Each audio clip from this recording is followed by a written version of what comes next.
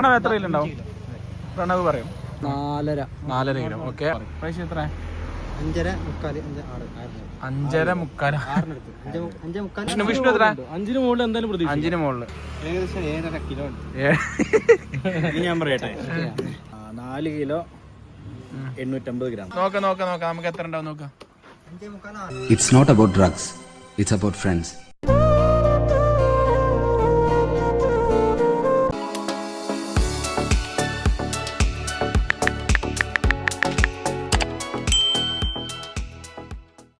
Hello guys, നമ്മളിന്ന് ഒറ്റപ്പാലം വരെ ഒന്ന് പോകണം. നമ്മുടെ ഫ്രണ്ട് പ്രശാന്തിൻ്റെ അവിടെ ഒരു ചെറിയ പരിപാടി ഉണ്ട്. അപ്പം കുറേ കാലത്തിന് ശേഷം എല്ലാവരും കൂടി കൂടുന്ന ഒരു ദിവസം കൂടിയാണ്. അങ്ങോട്ടുള്ള യാത്രയാണിത്. ട്രെയിനിന് പോകാനാണ് നമ്മുടെ പ്ലാൻ.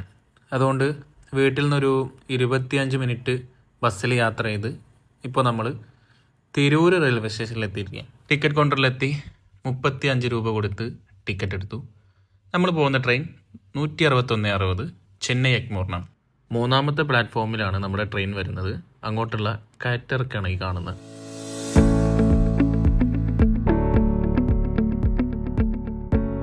നിങ്ങൾ ഇനി വരുന്ന അനൗൺസ്മെന്റ് ഒന്ന് കറക്റ്റ് കേട്ടോക്കൂ. നിങ്ങൾക്ക് എന്ത് തോന്നി?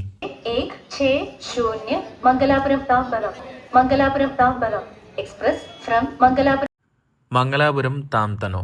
ഞാൻ ആദ്യമായിട്ടാണ് ഈ സ്ഥലത്തിൻ്റെ പേര് കേൾക്കുന്നത്. ഇതിനെക്കുറിച്ച് അറിയുന്നവരുണ്ടെങ്കിൽ കമൻറ്റ് ചെയ്യും. അതിനിടയ്ക്ക് നമ്മുടെ ട്രെയിൻ എത്തി. പ്രജീഷ് ഈ ട്രെയിനിലുണ്ട്. പ്രജീഷ് രാവിലെ കാഞ്ഞങ്ങാട് നിന്ന് 8 മണിക്ക് കയറിയതാണ്. അപ്പം പ്രജീഷ് കള്ളന്മാരെ പോലെ ഇരിക്കുന്നത്.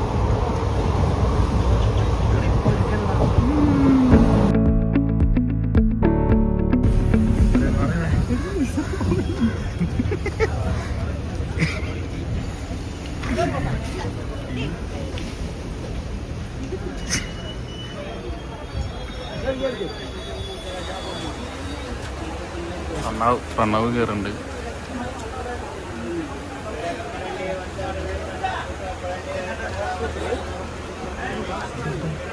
അങ്ങനെ ഒരു നല്ല ഓട്ട മത്സരത്തിനൊക്കെ ശേഷം പ്രണവ് നമ്മുടെ കൂടെ ജോയിൻ ചെയ്തു കുറ്റിപ്പുറം റെയിൽവേ സ്റ്റേഷനിൽ നിന്ന്.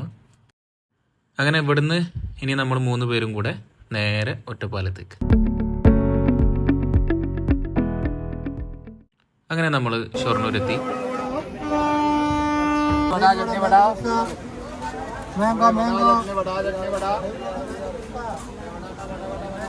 ഷൊർണൂർ എത്തിക്കഴിഞ്ഞാലുള്ള സ്ഥിരം പരിപാടി ഒരു അരമണിക്കൂർ അവിടെ പോസ്റ്റ് ആവും. ആ പോസ്റ്റിനൊക്കെ ശേഷം നമ്മൾ വീണ്ടും യാത്ര തുടർന്നു.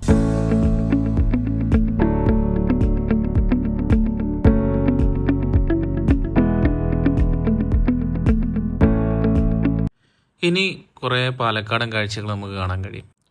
ഇവിടെ കൊയ്ത്ത് നടന്നുകൊണ്ടിരിക്കുകയാണ്. പണ്ട് നമ്മുടെ ആളുകൾ ചെയ്തുകൊണ്ടിരുന്നതാണ്. ഇപ്പം യന്ത്രങ്ങളായി. നമുക്ക് സമയമില്ലാത്തതുകൊണ്ട് യന്ത്രങ്ങളാണ് ഈ കാര്യങ്ങളൊക്കെ ചെയ്യുന്നത്.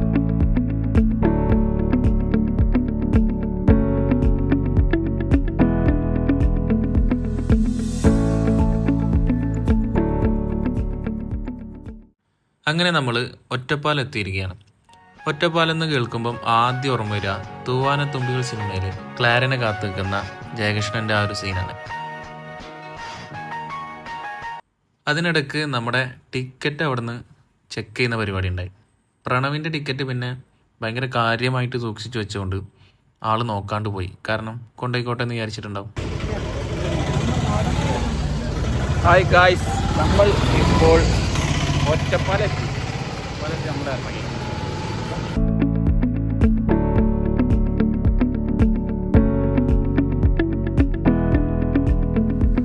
എവിടെയാണ് പറയേ? ലക്കിടി കൂട്ടുപാത. ഓക്കെ ബസ് ഇനി ഇവിടുന്ന് ബസ് കയറിയിട്ട് പോകണം. അപ്പോൾ പോയോക്കാം. തൂവാനത്തുമ്പികളിൽ പറയുന്ന പോലെ നമുക്ക് ഉപ്പിട്ടൊരു നാരങ്ങ സോഡ കുടിച്ചാലോ? ഇനി നമ്മൾ ഈ ബസ്സിലാണ് പോകുന്നത്. നേരെ തിരുവല്ലാമലയ്ക്കല്ല, നമ്മൾ ലക്കിടി കൂട്ടുപാതയിൽ ഇറങ്ങും. ഹായ്, ആരുമില്ല. ഇഷ്ടം കൊടുത്തിരിക്കാന്ന്. ഈ സൈഡിലിരുത്തോ നമുക്ക്. വെയിലാണ്. വെയിൽ ഇവിടെ തന്നെ. വെയിലിപ്പുറത്ത് നമുക്ക് ഇപ്പോട്ടിരിക്കാം.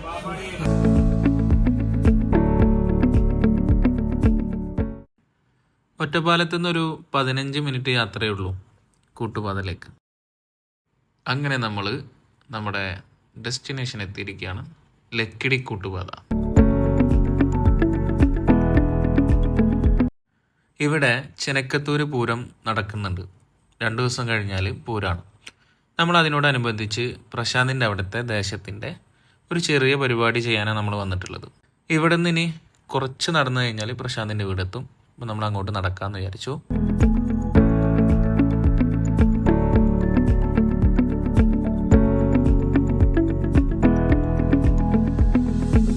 പ്രശാന്ത് വരുന്നു, പ്രശസ്തനായ ലക്കിടി കൂട്ടുപാതയുടെ കലാകാരൻ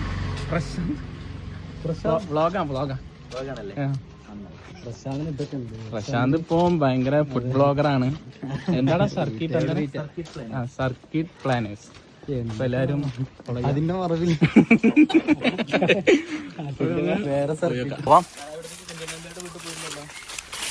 എല്ലായിടത്തും പോവാം. അവിടെ പോയി കഴിഞ്ഞാൽ ഒന്നും കൂടെ അല്ലേ നമുക്ക് കണ്ടന്റുകൾ കിട്ടും അല്ലേ, വ്ളോഗ് ചെയ്യാം. യെസ്. അപ്പൊ നമ്മള് കുഞ്ചൻ നമ്പ്യാർ സ്മാരകം അല്ലടാ, അവിടെ നെക്സ്റ്റ് ഇനി നമ്മൾ അങ്ങോട്ടൊക്കെ പോകുന്നുണ്ട്. അതിനു മുമ്പ് പ്രശാന്ത് എന്തെങ്കിലും തിന്നാൻ തരുന്നതാണ് പ്രതീക്ഷിക്കുന്നത്. നല്ല ചൂടാണ്. ഇവിടെ ഒരു ഭംഗി ഇതാണ്, ഇവിടെ ഫുള്ള് നല്ല രസാണ്.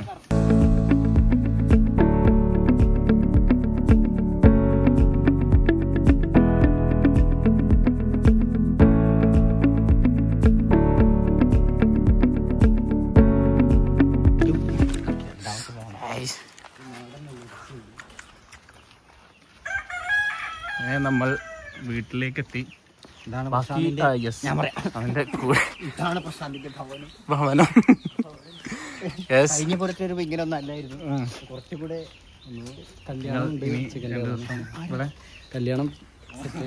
കല്യാണം സെലിബ്രേറ്റ് ചെയ്തിട്ടുണ്ട് അല്ലേ. നമുക്ക് ഇനി ഞങ്ങളൊന്ന് കുറച്ചേരം ഇനി റെസ്റ്റ് ഒക്കെ എടുത്ത് ഭക്ഷണമൊക്കെ കഴിച്ചിട്ട് വരാം. ബാക്കി അപ്ഡേറ്റ് ചെയ്യാം അല്ലേ പ്രശാന്ത്. നമ്മള്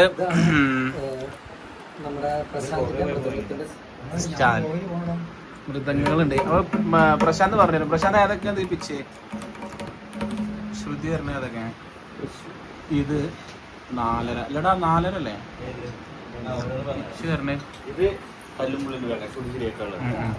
ഓക്കെ. ഇത് 3 തുടങ്ങാം. 4.5. 5. ഇത് 5. ഓക്കെ. ഇത് 5.5. ഇത് 1. ഇത് 1.5, 2 ഒക്കെ. ഓക്കെ. അപ്പൊ ഇത് പിന്നെ ഈ 1-1.5 ഒക്കെ മെയിൽ. ഇത് 2 മെയിൽ ഷൂട്ടിയാണ്. തക്ക് മൊത്തം കണ്ടാണ്. ഈ 3 എക്സ്ട്രാ. യെസ്. അപ്പൊ ഈ എച്ച് സ്ഥായി തക്ക് സ്ഥായി അല്ലേ, സ്ഥായികള് പറയില്ല. അതാണ് ഈ 2 സ്ഥായികൾ. ശരിക്കും 3/4 മുതൽ ഒരു 3 മാക്സിമം 2.5 വരെ. 3/4 മുതൽ 2.5 വരെ ഒരു മെയിൽ ഷൂട്ടിയാണ്. ട്യൂൺ ചെയ്യാം. 3 എന്ന് പറയുന്നത് നമുക്ക് ഇൻസ്ട്രുമെന്റിന് ഷൂട്ട് ചെയ്യുന്നുണ്ട്. പിന്നെ 3.5 ഇല്ല, 4 മുതൽ ഫീമെയിൽ ഷൂട്ട്. ഓക്കെ. 4, 5, 5, 6 പരമായ ഇതല്ലേ സബ് ഇതല്ലേ ഇരുന്നാ മൃദംഗം. മൃദംഗം സബ് ഭയങ്കര പാട്ടുകാരൻ. ഗഞ്ചിരണ്ടോ എടാ ഇത്? ഇത് ഗഞ്ചിറ. ഓക്കെ. ഗഞ്ചിറ.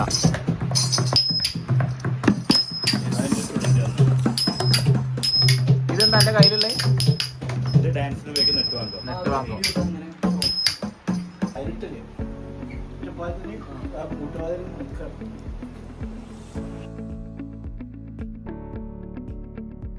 ഇന്ന് നമുക്ക് നല്ല ചോറുണ്ട്, മീൻ കറി, പപ്പടം, മീൻ പൊരിച്ചത്, പപ്പടം കുഴച്ച് തിന്നണം.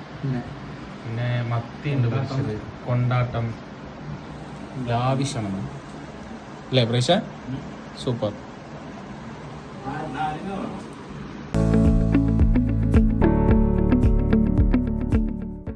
അങ്ങനെ നമ്മൾ ഭക്ഷണമൊക്കെ കഴിച്ചു കഴിഞ്ഞു. നമുക്ക് നാളെയാണ് പരിപാടി. അപ്പം നാളെ പരിപാടി ആയതുകൊണ്ട് ഇന്ന് വന്ന് കുറച്ച് നേരം പ്രാക്ടീസൊക്കെ ചെയ്ത് കാര്യങ്ങളൊക്കെ പ്ലാൻ ചെയ്യാൻ വേണ്ടിയിട്ടാണ് വന്നത്. അപ്പോൾ ഇനി നമ്മൾ പ്രാക്ടീസിന് വേണ്ടി പോവുകയാണ്.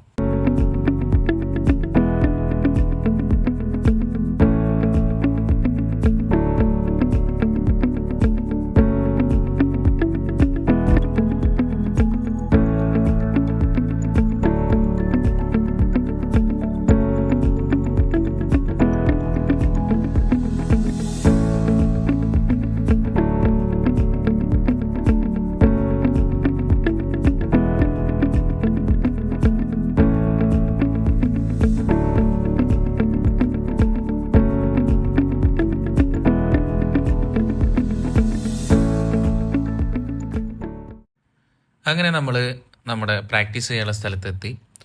ഇപ്പോൾ കാണുന്നതാണ് പ്രശസ്തമായ കുഞ്ചൻ നമ്പ്യാർ സ്മാരകം.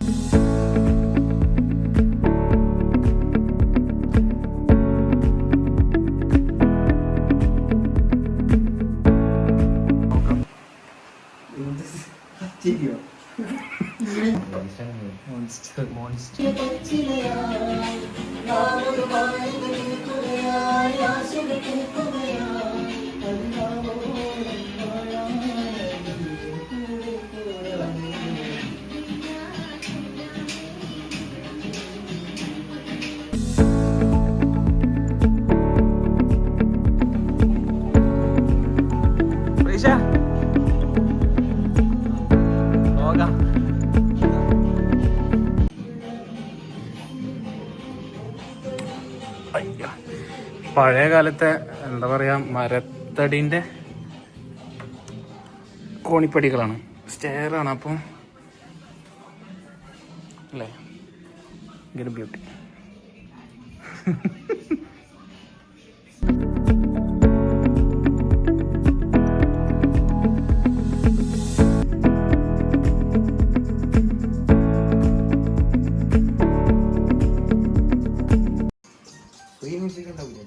അങ്ങനത്തെ നോക്കണം. അയ്യോ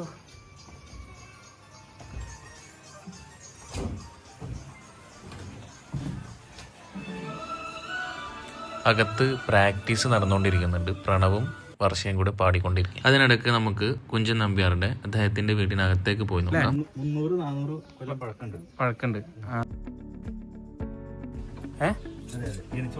വീട്. ഓക്കെ,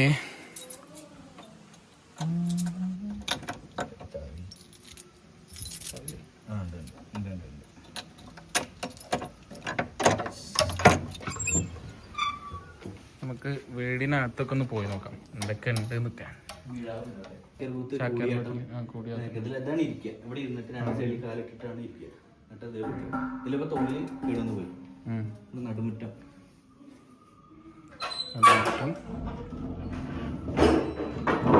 പഴയ വീടാണ്, അപ്പൊ അതിന്റെ ഒരു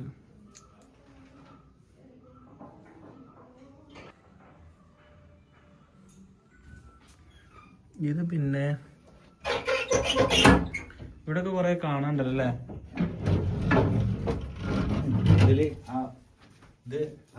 സാധാ റൂമാണ്. സാധാ റൂം അവരൊക്കെ ഉപയോഗിച്ചിരുന്നല്ലേ പണ്ട്. ഇതാണ് റൂം അല്ലേ, അന്നത്തെ ബാത്റൂം അല്ലേ. പണ്ടത്തെ വീടിന്റെ പ്രത്യേകത ഈ ജനലില്ലേ, ജനല് കുറച്ച് താഴത്തായിരിക്കും.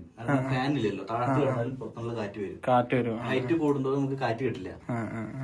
ഇത് ഫുള്ള് മറ്റേതില്ലേ, നെല്ലിന്റെ തവിടില്ലേ, അതും മണ്ണ് കൂട്ടിയിട്ടുള്ള ഇതാണ് വരുന്നത്. ചുമരല്ലേ, നെല്ലൊക്കെ കാണാൻ പറ്റുന്ന വിചാരിക്കുന്നു. അവിടെയൊക്കെ എന്താണ് ഇതെവിടെ നെല്ല് കാണുന്നുണ്ടല്ലേ. അതൊക്കെ കൂടി കൂട്ടിയിട്ടാണ് അല്ലേ നെല്ലിന്റെ തൊലിയില്ലേ അത്. ഒരു റൂം എന്ന് പറയണല്ലേ എത്രയും ചെറുതാ. ഇന്നത്തെ ഒരു ബാത്റൂമിന്റെ ഒക്കെ ഇതില് കെടാവിളക്കാണ്. കെടാവിളക്ക് 10,000 ഉണ്ട്. ആണ് 10,000 എന്ന് പറഞ്ഞത്. കെടാവിളക്ക് ഇപ്പോഴും ഉണ്ട്. അത് കുഞ്ഞനമ്പ്യാരുടെ ഇപ്പഴത്തെ തലമുറയിൽപ്പെട്ട ആൾക്കാരില്ലേ, അവര് വന്നിട്ട് രാവിലെ വിളക്ക് വെക്കുന്നതാണ്. എന്ന് രാവിലെ വന്നിട്ട് വിളക്ക് വെച്ചിട്ട് പോകും ഇതിലല്ലേ. ഇത് 10,000. ഇതിലിപ്പോ നമ്മള് പണ്ട് നമ്മുടെ എന്തൊക്കെ ഇതില് ധാന്യങ്ങൾ എടുത്തേക്കുന്നല്ലേ. അതിന് താഴത്തൊക്കെ അറിയണ്ടല്ലോ, അതൊക്കെ ഇതിന്റെ ഭാഗമാണ്. താഴത്ത് ചെറിയൊരു അണ്ടർഗ്രൗണ്ട് പോലെ ആണല്ലേ, കാണുന്നില്ല ഒരു ടൈപ്പ്. അത് പുള്ളി ഇട്ട അവിടെ ഒന്നുമില്ല, അണ്ടർഗ്രൗണ്ട് പോലെ അത്രേ ഉള്ളൂ. അപ്പൊ അതൊക്കെ 10,000 ഭാഗമാണ് അല്ലേ. അതെ അതെ, ധാന്യങ്ങൾ സൂക്ഷിക്കുക. അതൊക്കെ തന്നെ ഇതാണ് ജനിച്ചകം. അപ്പൊ ഇവിടെ എന്താ എഴുതി വെച്ചിട്ടുണ്ട്, എന്താണ്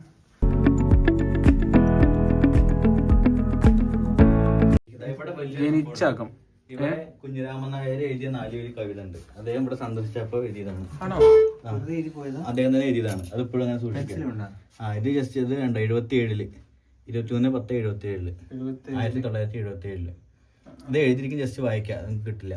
തുലാവർഷക്കാറിനുള്ളിൽ മിന്നും പൊന്നൂല് പോലവേ ഇറങ്ങി വന്ന സൗന്ദര്യ ദേവതയെ കവിതയെ തൊഴാം. പി കുഞ്ഞിരാമൻ നായർ എഴുതിയിട്ടുണ്ട് 77. അതങ്ങനെ തന്നെ സൂക്ഷിച്ചിട്ടുണ്ടല്ലോ അവിടെ. അത് ഇവിടെ ഈ സന്തോഷിച്ച ജനിച്ച ഇതും ബാത്റൂമാണിത്. ഇതും ബാത്റൂമാണ്. ഇതില് ഹോൾ ഉണ്ടാവും, ഇതൊന്ന് പുറത്തേക്ക് ഹോൾ ഉണ്ടാവും അല്ലേ? പക്ഷെ അന്ന് അപ്പൊ അറ്റാച്ച്ഡ് ബാത്റൂം ഉണ്ട്. ഇതാണ് സംഭവം. ഇന്നാണ് ഉള്ളതെന്ന് നമ്മള് പറയും, പക്ഷെ അന്ന് ഉണ്ട് സംഭവങ്ങളൊക്കെ. മണ്ണ് നെല്ലിന്റെ ഇതുകൊണ്ട് ഇതാക്കിയെന്നാ പറയുന്നത്. ഇതിലൂടെ പുറത്തേക്ക് കാണല്ലേ. അപ്പൊ അങ്ങനെ പിന്നെന്താ വർക്ക് ഏരിയ. ഇത് മറ്റേ പൊടിക്കുന്നില്ലേ, പൊടിക്കുന്നു. എന്നിട്ട് ഇതിലേക്ക് കുത്തിയിട്ട് ഒരല് കുത്തിയിട്ട് നമ്മൾ ഇതാക്കും അല്ലേ? ഇടിച്ചിട്ട് പൊടിക്കുന്നതാണ്. ഇപ്പുറത്ത് ആട്ടുകല്ലും ഇതേപോലെ വെച്ചിട്ടുണ്ട്. ആട്ടുകല്ല് ഇവിടെ ഉണ്ടല്ലേ. സ്റ്റോറൂമുണ്ട്.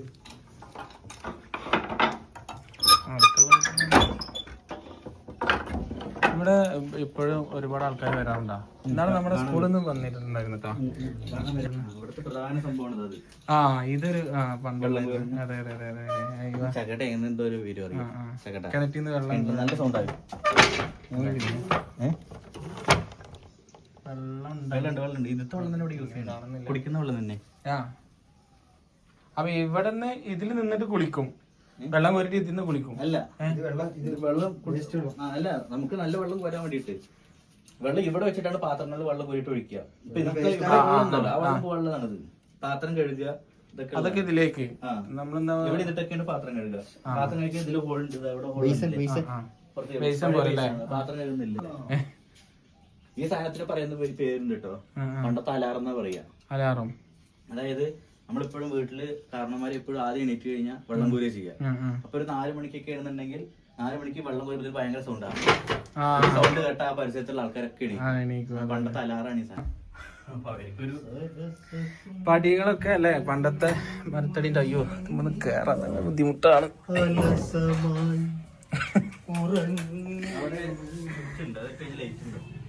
അവിടെ നമ്മുടെ പ്രണവും വർഷയും നല്ല പ്രാക്ടീസിലാണ്. ഞങ്ങള് അതിന്റെ പ്രണവ് വരെ നല്ല പ്രാക്ടീസാണ്. അത് പിന്നെ നമ്മള് കണ്ട പെട്ടെന്ന് പേടിക്കും. അത് ഓട്ടംതുള്ളലിന്റെ വേഷവിധാനാണത്. 3 തരം തുള്ളലുള്ളത്. ഓട്ടൻ പറയുന്ന ചെയ്തന്നെ. ഓട്ടംതുള്ളൽ എന്ന് പറഞ്ഞാൽ ആ പേരുണ്ട്. ഓട്ടൻ എന്ന് പറഞ്ഞാൽ ദ്രുതകാലത്തിലുള്ളതാണ്. താളല്ലേ? ഓട്ടംതുള്ളൽ. പറയുംതുള്ളൽ. അതിന് പ്രത്യേകത വെച്ചാൽ ഒറ്റ കാലിൽ മാത്രം ചെലമ്പിട്ടിട്ടാണ് ഈ സംഭവം ചെയ്യുക. പറയുംതുള്ളൽ പറഞ്ഞാൽ കുറച്ച് 15 മട്ടിലാണ് ഈ സംഭവം. ചെലമ്പ് താഴ്ത്തി എടുക്കുന്നല്ലേ? ഇതിന് ഭക്തിരസ പ്രധാനം. ഭക്തിയാണ് കൂടുതൽ പറയുന്നത് ഈ സാധനത്തില്. ഇപ്പുറത്ത് ശ്രീരംഗം തുള്ളൽ. ഇത് കുരുത്തോലൊക്കെയായിട്ടാണ് ഇതിന്റെ വേഷങ്ങൾ വരുന്നത്. വേഷം നല്ല വ്യത്യാസം. കുരുത്തോലൊക്കെയാണല്ലേ?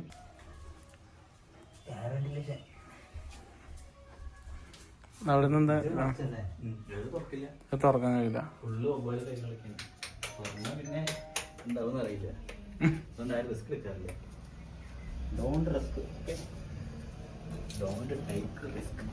പരിപാടി പോവാ. അവിടെ നല്ല പ്രാക്ടീസ് ആണ്. രാമായണ കാറ്റ് പാടിക്കൊണ്ടിരിക്കുന്നത്. തകർത്ത് പ്രാക്ടീസ് ചെയ്യുന്നത്. നമുക്ക് നാളെയാണ് പരിപാടി. അപ്പോൾ ഇന്ന് പ്രാക്ടീസ് ഒക്കെ ആയിട്ട് നമ്മളിങ്ങോട്ട് വന്നതാണ് കേട്ടോ. ഓ അയ്യോ. അപ്പം അങ്ങനെയൊക്കെയാണ് അല്ലേ. കുറെ ഐതിഹ്യങ്ങളൊക്കെ ഇതിന്റെ ഭാഗമായിട്ടുണ്ട്. 300-400 കൊല്ലത്തെ പഴക്കമുണ്ടെന്നാ പറയുന്നത് ഈ വീടിന്. വീടാവ് വേറെ സംഭവം വെച്ച് കഴിഞ്ഞാൽ ഇവിടുത്തെ ജനിച്ചകന്ന് പറഞ്ഞാൽ ശരിക്ക് നമുക്ക് ഉറപ്പുണ്ടായിട്ട് പറയുന്നതല്ല. പണ്ടത്തെ കാലത്ത് നമുക്ക് ഓരോന്നിനും ഓരോ സ്ഥാനങ്ങൾ പറഞ്ഞിട്ടുണ്ട്. അത് വെച്ചിട്ടാണ് കണക്കാക്കുന്നത്. സൂര്യൻ ഉദിക്കുന്ന നമ്മൾ ഓരോ ദിക്ക് ദിശ അതൊക്കെ നോക്കിയിട്ട് തുള്ളൽ ഉപയോഗിക്കുന്നതാണല്ലേ? ഇത് കൂടിയാട്ടം, ചാക്യാർകൂത്തിനൊക്കെ ഇത്രയും വലിപ്പമുള്ളതാവൂലല്ലോ. അല്ല, അതിന്റെ ചെറുത് ഇപ്പൊ ഇറങ്ങുന്നുണ്ട്. നമുക്ക് കൊണ്ടു നടക്കാനൊക്കെ എളുപ്പം അതാണല്ലോ. ഇത്രയും വലിയ സംഭവം പരിപാടിക്ക് ഇത് മെറ്റലാണ്. മറ്റേത് കടത്തിന്റെ ഒരു ഇതാണ് വരുന്നു. മണ്ണാണോ?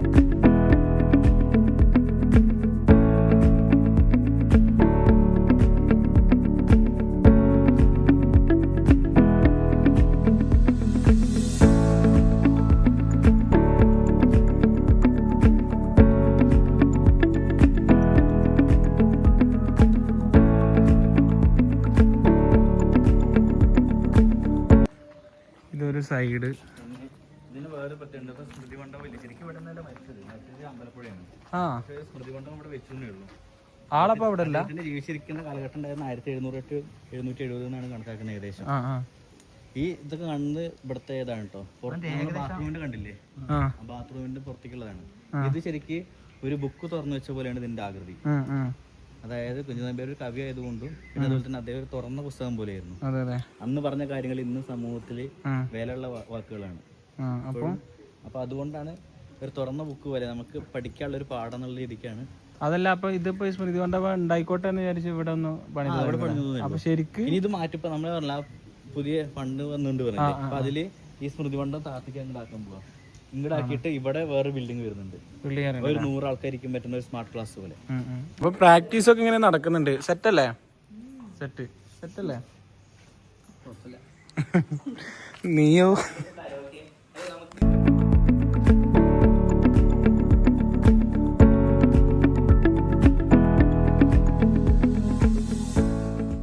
തുള്ളൽ എന്ന കലാവിഭാഗത്തിന്റെ ഉത്ഭവമാണ് കാണിക്കുന്നത്. അത് കാണിച്ചിട്ടുള്ള ഒരു ചിത്രരചനയാണിത്. ഇതിലിരിക്കുന്നത് ഇത് ഒരു ചാക്യാർ കൂത്ത് നടക്കുന്ന വേദിയാണ്. ചാക്യാർ അതുപോലെ തന്നെ ബാക്കിൽ മിഴാവ് കൊട്ടുന്ന ആളാണ് കുഞ്ചൻനമ്പ്യാരായിട്ട് കാണിക്കുന്നത്.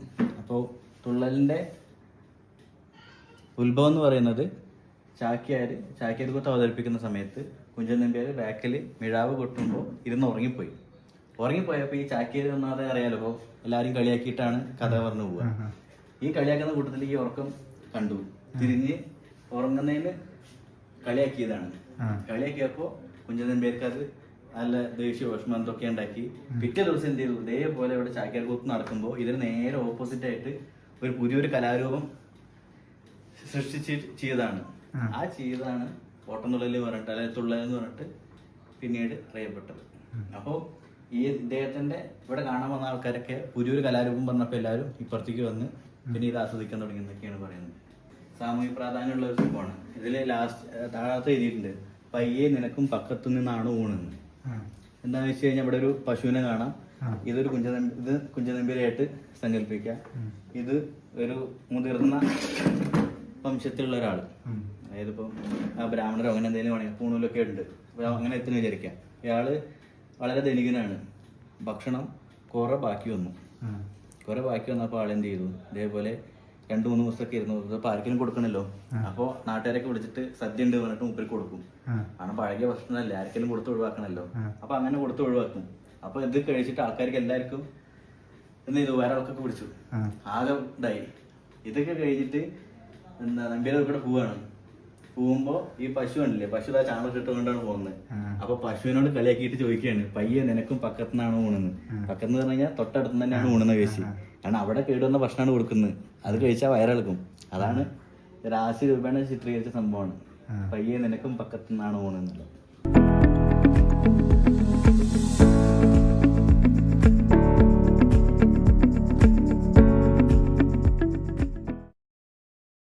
അങ്ങനെ പ്രാക്ടീസൊക്കെ കഴിഞ്ഞു. നാളത്തെ പ്രോഗ്രാമിൻ്റെ കാര്യങ്ങളൊക്കെ പ്ലാൻ ചെയ്ത് ഇനി നേരെ പ്രശാന്തിൻ്റെ വീട്ടിലേക്ക്.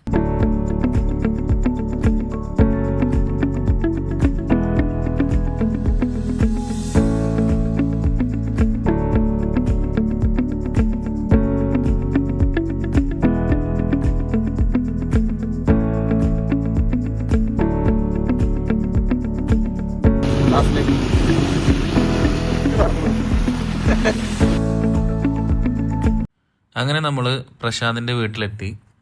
ഒരു കട്ടനൊക്കെ അടിച്ചു, കുറച്ച് നേരം റെസ്റ്റ് എടുത്തു. അതിനുശേഷം നമ്മൾ ഒരു 7 മണിയൊക്കെ ആയപ്പോൾ നാളെ നമ്മുടെ പ്രോഗ്രാമുള്ള സ്ഥലത്തൊന്ന് പോയി സ്റ്റേജൊക്കെ ഒന്ന് കാണാൻ വിചാരിച്ചു. ഇത് മാത്രമല്ല, ഇന്ന് പ്രശാന്ത് അവിടെ വായിക്കുന്നുണ്ട്, മൃദംഗം വായിക്കുന്നുണ്ട്, ഡാൻസ് പരിപാടികളൊക്കെ ഉണ്ട്. അപ്പോൾ അതൊക്കെ കാണാം. അവിടെയൊക്കെ പോകാമെന്ന് വിചാരിച്ച് ഇറങ്ങിയതാണ്.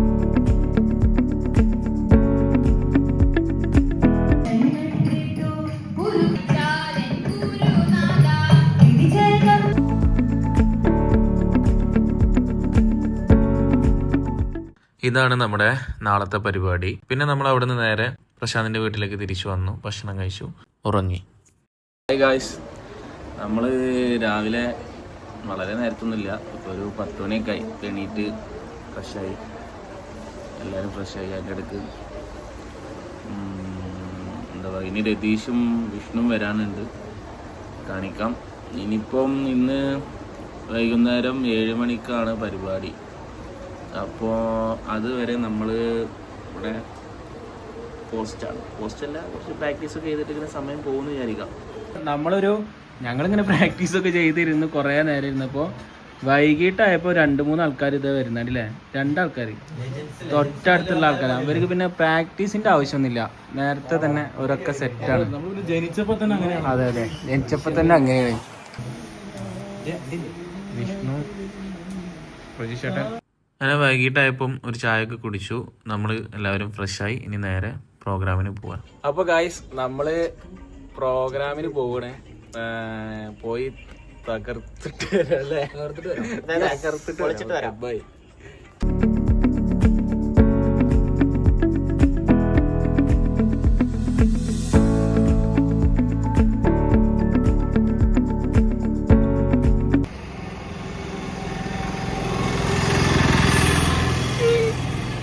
അങ്ങനെ നമ്മൾ പ്രോഗ്രാം സ്ഥലത്തെത്തി. കുറച്ച് സമയം കഴിഞ്ഞിട്ട് നമ്മുടെ പരിപാടി തുടങ്ങുള്ളൂ. അവിടെ ഇപ്പോൾ ഡാൻസ് നടന്നുകൊണ്ടിരിക്കുക. അപ്പോൾ നമ്മൾ വീണ്ടും ഒരു ചായ കുടിക്കാമെന്ന് വിചാരിച്ചു. ചായ കുടി പരിപാടി പണ്ടേ ഉള്ള ശീലമാണ്. ഞങ്ങൾ എല്ലാവരും ഹോസ്റ്റലിൽ ഒരുമിച്ചുണ്ടായിരുന്ന സമയത്ത് മെയിനായിട്ടുള്ളൊരു പരിപാടിയായിരുന്നു കട്ടൻ ചായ കുടിക്കൽ. അതിന് വേണ്ടിയിട്ടൊരു മിനി അടുക്കള തന്നെ ഞങ്ങൾ റൂമിൽ സെറ്റ് ചെയ്തിട്ടുണ്ടായിരുന്നു ഹോസ്റ്റലിൽ.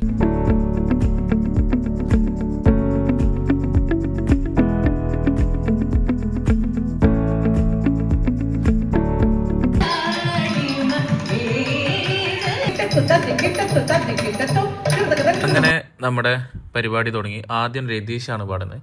എല്ലാവരുടെയും പാടുന്ന വീഡിയോസ് എനിക്ക് എടുക്കാൻ കഴിഞ്ഞില്ല. എന്തായാലും ചെറിയ ചെറിയ ക്ലിപ്പായിട്ട് ഞാൻ കാണിക്കാം.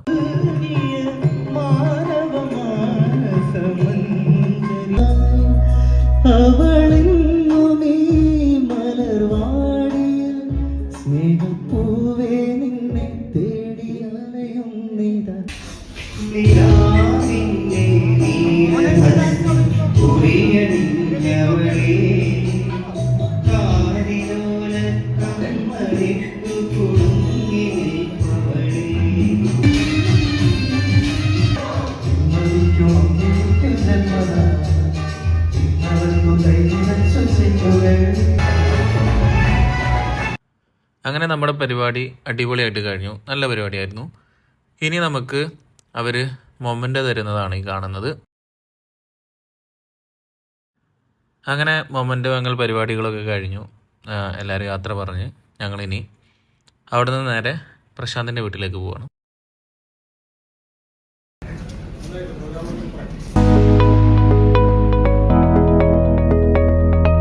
ഗായ്സ് ഇന്നലെ നമ്മൾ കാണിച്ചില്ലേ വീഡിയോ, അപ്പം ഇതിന്റെ ഇങ്ങനെ പണികൾ ഇങ്ങനെ നടന്നുകൊണ്ടിരിക്കും.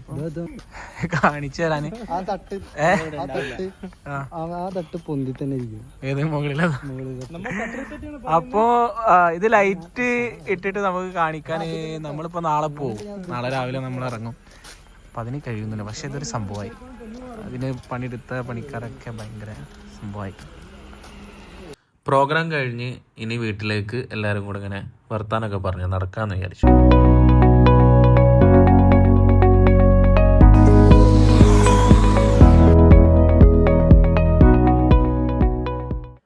അങ്ങനെ നമ്മൾ കുറച്ചു നേരം നടന്നപ്പോൾ അവിടെ കണ്ടൊരു ഫ്രൂട്ട് ഷോപ്പിൽ കയറി. ഇനി ഇവിടെ നടക്കുന്നത് നിങ്ങൾ കണ്ടു നോക്കി.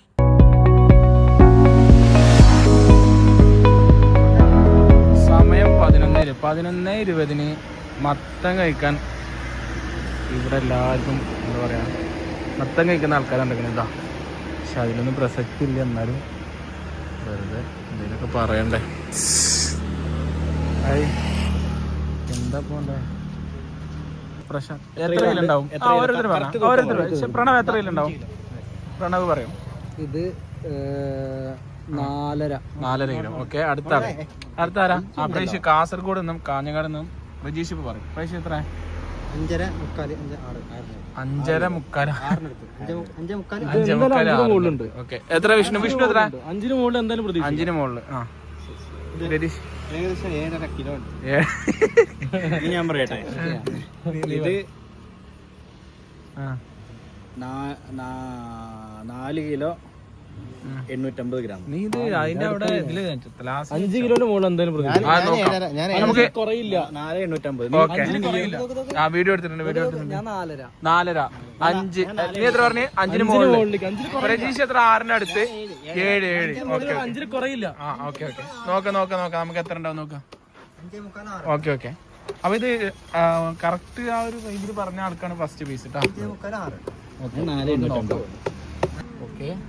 4,810.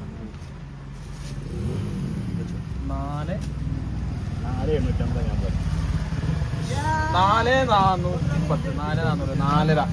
നീ എത്ര പറഞ്ഞു? 4.5. ഓക്കെ. പ്രണവ് പറഞ്ഞതാണ് കറക്റ്റ്. 4. ഓക്കെ. അപ്പൊ പ്രണവ് വിജയിച്ചിരിക്കുന്നു. എത്ര നേരം ഓടിക്കൊണ്ടിരിക്കുന്നു. നീ പിന്നെ പണ്ടേ ടച്ചിങ്സ് അതെന്താ കുമ്പളം വെള്ളരി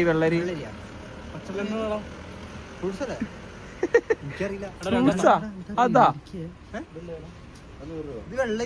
എടാ ഇതെല്ലാം ടച്ചിങ്സ് നോക്കിട്ട് തീർക്കോ കടത്ത്. വെള്ളരിയടാ എനിക്കറിയില്ലേ? വെള്ളരിയടാ. പ്രണവാണ് കറക്റ്റ് പറഞ്ഞത്, അതുകൊണ്ട് പ്രണവന് അത് പിടിക്കുമെന്നാണ് പറഞ്ഞത്. യെസ്. അപ്പൊ നമ്മൾ ഇവിടുന്ന് ഇനിയും പോവുകയാണ് ഗായ്സ്. ഇപ്പോൾ സമയം ഏകദേശം 11:30 ആയിട്ടുണ്ട്. നടന്ന് ഇങ്ങനെ പോകാം. പ്രണവ് പറഞ്ഞോണ്ട് അതന്നെ പ്രണവ് അത് ഉണ്ട്.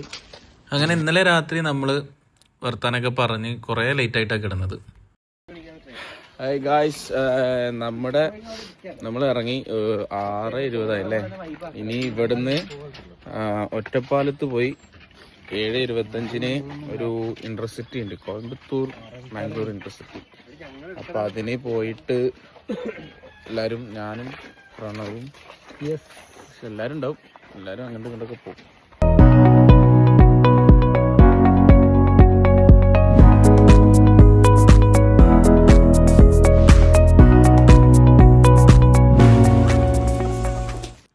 അതിനിടയ്ക്ക് രതീഷും വിഷ്ണുവും പോകുന്നത് എടുക്കാൻ പറ്റില്ല. രതീഷ് നേരെ ഇനി ഇടുക്കിയിലേക്കും വിഷ്ണു നേരെ പാലക്കാട്ടേക്കാണ് പോകുന്നത്.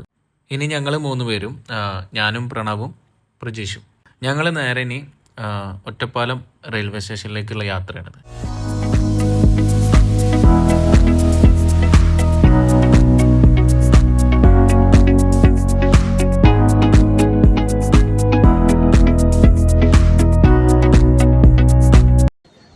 ഗായ്സ്, നമ്മൾ ഏറ്റവും പ്രധാനപ്പെട്ട ഒരു കാര്യം എൻ്റെ കയ്യിലുണ്ടായിരുന്നു, അത് മറന്നുപോയി. ഒരു യാത്രക്ക് ഇറങ്ങുമ്പോൾ അങ്ങനെയാണല്ലോ, എന്തെങ്കിലുമൊക്കെ നമ്മൾ മറക്കുമല്ലോ. അപ്പോൾ നമ്മൾ ട്രെയിന് പിന്നെ 7:25 ഇപ്പം ഏകദേശം 7:10 ആയി. അപ്പോൾ ഒരു 15 മിനിറ്റ് കൊണ്ട് പ്രശാന്ത് അതെടുത്ത് ബൈക്കിൽ ഇവിടെ എത്തണം. നമുക്ക് നോക്കാം. ഒരു അഡ്വഞ്ചർ സാധനം ഇല്ലെങ്കിൽ പിന്നെ എന്ത് രസം അല്ലേ. അത് പുസ്തകം, പിള്ളേർക്ക് പുസ്തകം വാങ്ങിയതാ. അപ്പോൾ അത് കിട്ടുമെന്ന് വിചാരിക്കല്ലേ, പിന്നെ വീണ്ടും വരേണ്ടി വരും ഇങ്ങോട്ട്.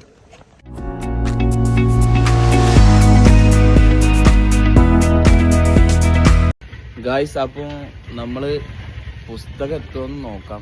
ഞങ്ങളിവിടെ കാത്തിരിക്കണം, സ്റ്റേഷൻ്റെ ഫ്രണ്ടിൽ തന്നെയാണ് കാത്തിരിക്കുന്നത്. പ്രശാന്ത് അവിടുന്ന് പോന്നിട്ടുണ്ട്.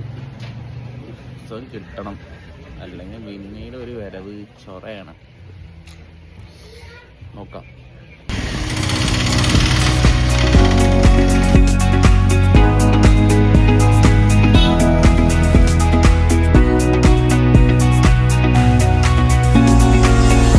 ഗായ്സ്, നമ്മുടെ ട്രെയിന് 7:36 പ്രശാന്ത് എത്ര സമയത്ത് ഇവിടെ റെയിൽവേ സ്റ്റേഷനിൽ എത്തുന്നുള്ളത് നമുക്കൊന്ന് ഗസ് ചെയ്ത് നോക്കാം.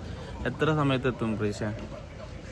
7:40 ബുക്ക് കിട്ടണ്ടേ? 7:36 ട്രെയിന്. 36 ആയിക്കോട്ടെ. നീ എത്ര മണിക്ക് എത്തും? പ്രശാന്ത് എത്തൂല അല്ലേ?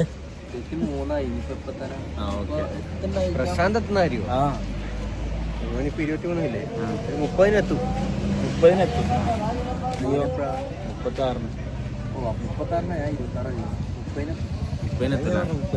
നോക്കാം. ഒരു 7:30 ആകുമ്പം പ്രശാന്ത് എത്തുന്നാണ് ഇവരെ ഗസ് ചെയ്യുന്നത്. പ്രണവിന്റെ ഗസ്സിങ്ങൊക്കെ വളരെ ശരിയായിക്കൊണ്ടിരിക്കില്ല. എന്നാലും മത്തനൊക്കെ കറക്റ്റ്. ഇനിയിപ്പോ തുലാസില്ലാത്ത കടയ്ക്കൊക്കെ പ്രണവിനോട്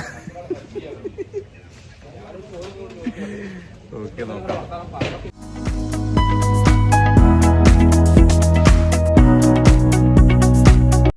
അതിനിടയ്ക്ക് ഞങ്ങളൊരു ചായ കുടിച്ചു. നല്ല പൊട്ട ചായ ആയിരുന്നു, വായ വെക്കാൻ കൊള്ളൂല.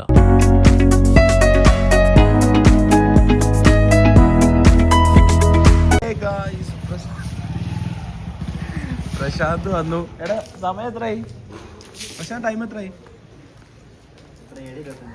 7:25 ആയിട്ടുണ്ട്. പ്രശാന്ത് ഓൺ ടൈമിൽ എത്തിയിട്ടുണ്ട്. പുസ്തകം ഇതാണ് നമ്മൾ മറന്നത്, പുസ്തകമായിരുന്നു. Okay, thank you. വീണ്ടും കൺഗ്രാജുലേഷൻ.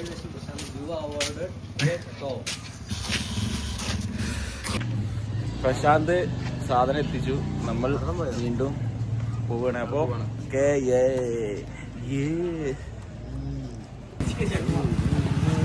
Yes, okay bye.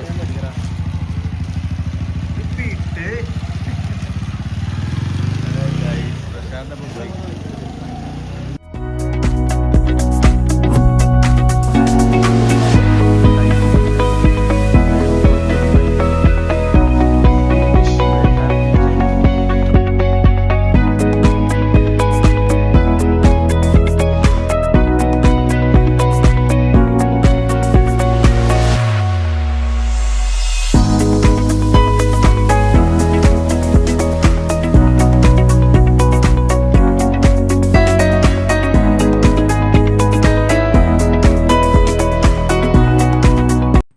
അങ്ങനെ കാത്തിരിപ്പിന് ശേഷം നമ്മുടെ ട്രെയിൻ എത്തി.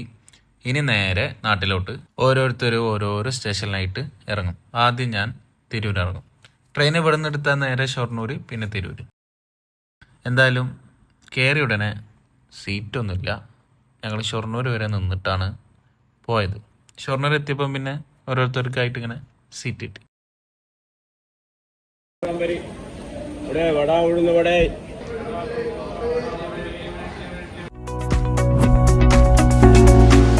അങ്ങനെ ഞാൻ തിരൂർ ഇറങ്ങി.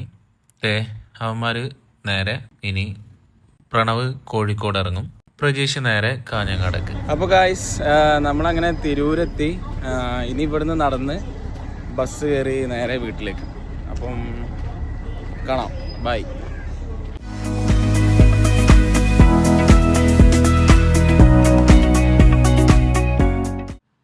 ഈ വ്ളോഗ് അവസാനിക്കുമ്പോൾ എനിക്ക് പറയാനുള്ളത്, ഇതൊരു പ്രോഗ്രാമിന് പോയ വ്ളോഗോ കുഞ്ചൻ നമ്പ്യാർ സ്മാരകം കാണാൻ പോയതോ ഒന്നുമല്ല. അതെല്ലാം ഒരു വ്ളോഗ് എന്ന നിലയിൽ ഇതിന് ഇൻക്ലൂഡഡ് ആയിട്ടുണ്ട്.